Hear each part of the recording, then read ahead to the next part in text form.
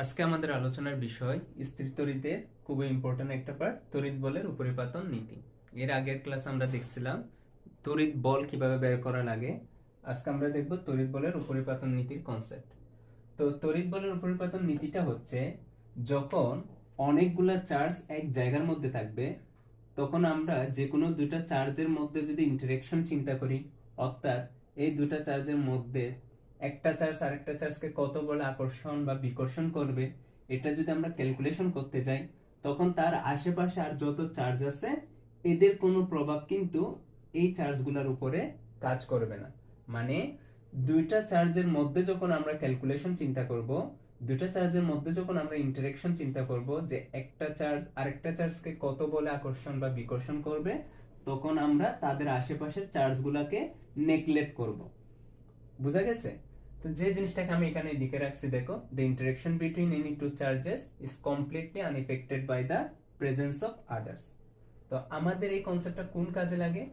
যেমন মনে করো আমি এখানে 6টা চার্জ নিছি, যাদেরকে বলতেছি সোর্স চার্জ, আর আমার এখানে আরেকটা চার্জ আছে যেটা হচ্ছে টেস্ট চার্জ। আর সোর্স চার্জ কাকে বলে? যারা তড়িৎ ক্ষেত্র সৃষ্টি করতে পারে। তার মানে এখানে প্রত্যেকটা চার্জ এখানে তড়িৎ ক্ষেত্র সৃষ্টি করবে।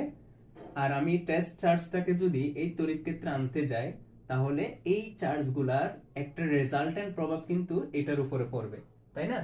তা এখন আমাকে যদি বলা হয় কিউ চার্জের উপরে মোট তড়িৎ বল কত, সেটা যখন আমি বের করতে যাব, তখন আমি এইভাবে চিন্তা করব যে কিউ চার্জের উপরে কিউ ওয়ানের যে প্রভাব, এটাকে আমি এফ ওয়ান দিয়ে চিন্তা করলাম। কিউ টু এর যে ইফেক্ট এর উপরে থাকবে, সেটাকে চিন্তা করব এফ টু। একইভাবে কিউ থ্রি এর জন্য এফ থ্রি। এরকম যদি এন সংখ্যক চার্জ এখানে থাকে, তখন কিউ চার্জের উপরে এন সংখ্যক তড়িৎ বল কাজ করবে।